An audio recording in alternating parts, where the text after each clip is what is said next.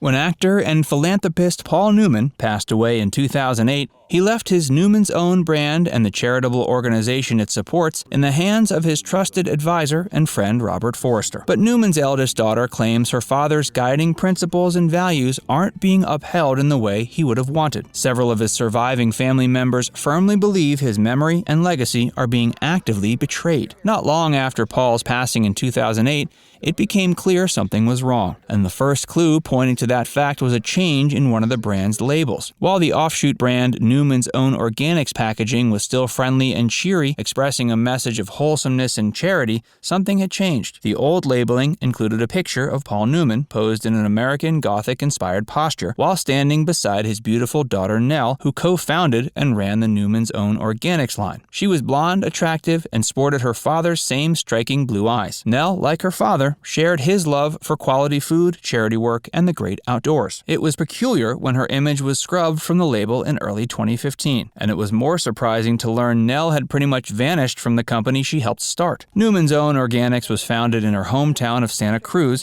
in 1993, after convincing her dad organic foods were the wave of the future. In the mid-90s, she was a fierce crusader for the organic movement. The company's first organic product, pretzels, was meant to be the first step forward in taking organic foods into the mainstream. For the next several years, she and her father brought more and more organic products to supermarkets and specialty stores across the country. Newman's Own pretzels became the #1 organic snack food in America within their first year on the shelves. Next, the company unveiled their organic Fig Newtons, which also took the consumer world by storm. Nell, who's now 56, teamed up with her business partner Peter Meehan to create an impressive and constantly expanding line of products that filled the shelves of both exclusively organic food stores as well as traditional supermarkets throughout North America. In time, the organic line started to rival the popularity of the non-organic OG Newman's Own brand, which her father founded in 1982, with the help of his writer friend A.E. Hotchner. So what caused Nell to mysteriously vanish from the spotlight?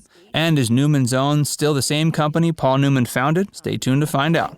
From movie star to food entrepreneur, Paul Newman enjoyed a particularly fruitful career in the limelight from the 50s through the 80s. He was a hit with the ladies with those chiseled features and striking blue eyes, and also a very talented and accomplished actor. Newman got his start at Lee Strasberg's now legendary Actors Studio. He often played rough around the edges yet charismatic outsiders. He honed his craft starring in popular films like The Hustler, HUD, Butch Cassidy and the Sundance Kid, and The Sting. His hypermasculine on-screen persona was reinforced by his secretive personal life. He was never the type to pine for the spotlight, nor did he live it up in glitz and glamour. Instead, he preferred to spend most of his time in his spacious yet modest 12-room colonial home in Westport, Connecticut. He lived there with his second wife, Joanne Woodward, and their kids. In his free time, he loved racing sports cars, but he could hardly be called a novice at the sport. He ended up winning 4 national amateur titles, 2 pro victories, and a second-place finish at the 24-hour Le Mans. As he advanced in years, Newman became very involved in his own charitable work. The Newman's Own Foundation, which is supported by the proceeds of the Newman's Own brand,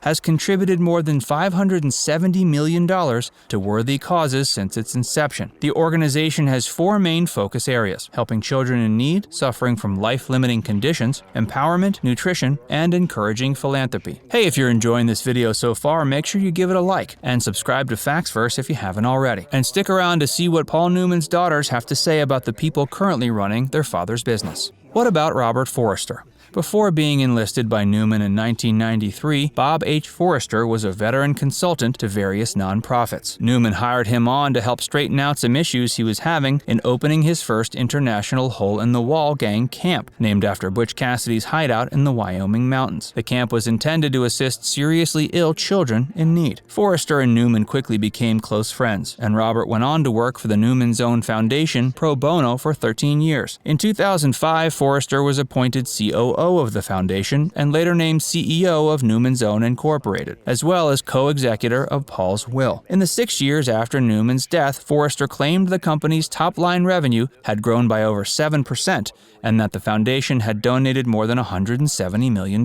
Mike McGrath of Wolfgang Puck Soup succeeded Forrester as CEO in 2014, while Dave Best, formerly of General Mills and Unilever, took over as COO. With all the new faces arriving on the scene, with new ideas and leadership leadership styles, it begs the question whether Paul Newman's wishes and vision are still being fulfilled. Paul's daughters and his widowed wife, Joanne Woodward, have been especially outspoken about their doubts on this subject. When the details of the disposition of Paul's $600 million estate were first reported, they were left in a state of shock. And according to them, there isn't a single member of the Newman family that still has respect or holds faith in Robert Forrester and his control of the company. Paul's oldest daughter, Susan Kendall Newman, a former actress and TV producer who now produces media for nonprofit organizations, says her father's memory and vision are essentially being run through the mud. She feels as if her family has been taken hostage by Bob Forrester. Instead of respecting her father's vision and carrying out his wishes, Susan claims Bob is more interested in self-exaltation and stuffing his pockets. She insists her father would never endorse how his business is being run today. Forrester has of course rejected these claims, labeling them as totally untrue.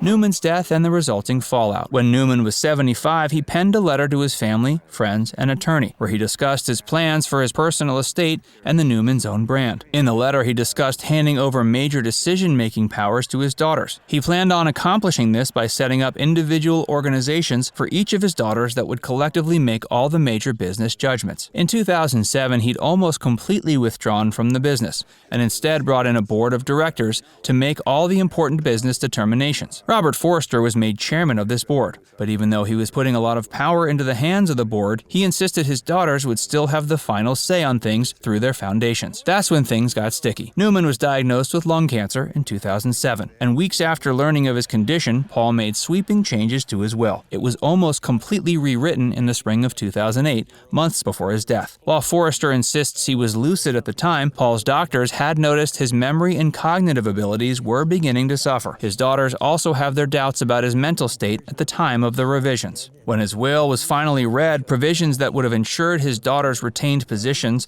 on the Newman's own board were gone. 2 months before he died, Paul had elevated Robert Forrester and Brian Murphy to positions that made them his company equals. He essentially gave them total control over the corporations. Each of his daughters' organizations were now under the control of Forrester and the board of directors. In 2015, they confirmed they had essentially been, quote, handcuffed by the new policies. When the Scott Newman Center, which was set to honor Newman's deceased son, and the Newman Haas Racing team were defunded, his daughters further insisted those were changes their father never would have made. And when Nell's image was removed from the Newman's own organics label, it was explained that the change was made for brand cohesiveness purposes. Apparently the bigwigs sitting on the board figured nobody really knew who she was. But Paul obviously would have never taken his own daughter off the label of the brand she essentially founded. Now it's time to hear from you. Do you think Newman's Own has drifted away from the core values that Paul founded the company on? Or do you think it still operates in a way he'd be proud of? Let us know your thoughts in the comments section below. And before you go, make sure you give this video a like and subscribe to FactsVerse if you haven't already. Click the bell icon to stay updated on all our latest content.